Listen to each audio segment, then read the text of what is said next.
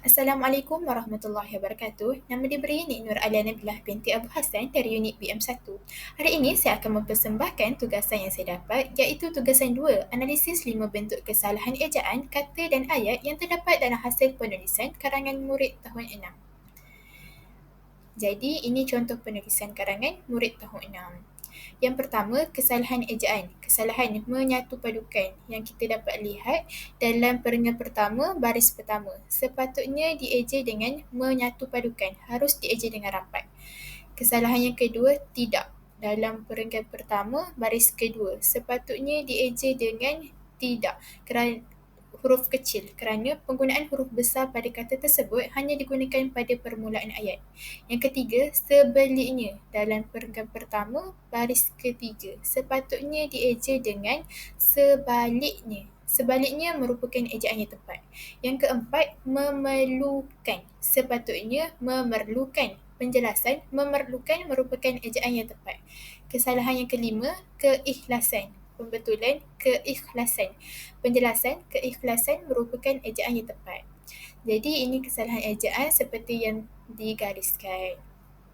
Yang kedua, kesalahan kata. Yang pertama, didapati. Dalam perenggan pertama, baris kedua. Sepatutnya dicapai. Penggunaan dicapai lebih tepat kerana menunjukkan tentang sesuatu kejayaan yang dicapai. Yang kedua, pendek. Dalam perenggan pertama, baris ketiga. Sepatutnya singkat. Penggunaan singkat lebih tepat kerana menunjukkan tentang masa. Yang ketiga, mendapat. Sepatutnya menjana. Penggunaan menjana lebih tepat kerana menunjukkan tentang menjana kekuatan seperti dalam karangan tersebut. Yang keempat, ketiadaan. Sepatutnya kehilangan. Penggunaan kehilangan lebih tepat kerana menunjukkan tentang kehilangan sesuatu. Yang kelima, dilakukan. Sepatutnya diadakan. Penggunaan diadakan lebih tepat kerana menunjukkan tentang pengadaan sesuatu seperti program. Yang ketiga, kesalahan ayat. Kesalahan ayat yang pertama, hasrat ini sebaliknya memerlukan proses yang panjang dan berterusan. Pembetulannya, sebaliknya hasrat ini memerlukan proses yang panjang dan berterusan. Penjelasan, penggunaan sebaliknya menunjukkan tentang perbandingan. Jadi, penggunaan di tengah ayat tanpa menunjukkan situasi perbandingan kurang tepat. Yang kedua, Sabah menunjukkan contoh perpaduan semangat melalui 22 suku kaumnya. Pembetulan, Sabah menunjukkan contoh semangat perpaduan melalui 22 suku kaumnya. Penjelasan, penggunaan kata semangat perpaduan adalah frasa yang lebih tepat dan lebih biasa digunakan dalam bahasa Melayu. Seterusnya, yang ketiga, kesalahan.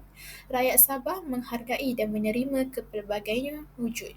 Pembetulan, rakyat Sabah menghargai dan menerima kepelbagaian yang wujud. Penjelasan, penggunaan yang membantu menjelaskan bahawa kepelbagaian itu wujud dan memberikan konteks yang lebih jelas. Yang keempat, perpaduan memerlukan keikhlasan agar kita dapat menikmati pembangunan tanpa rasa syak wasangka. Tambah beliau lagi, beliau berkata demikian dalam ucapan perasmian program.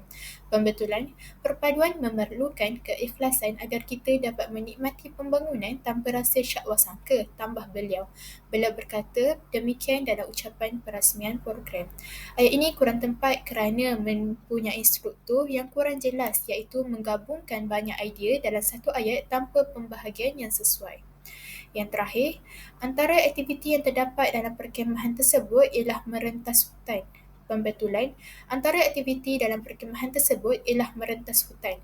Penggunaan terdapat dalam ayat ini mungkin dianggap kurang tepat dan ayat itu boleh dipadatkan seperti ayat di pembetulan supaya lebih jelas dan tepat.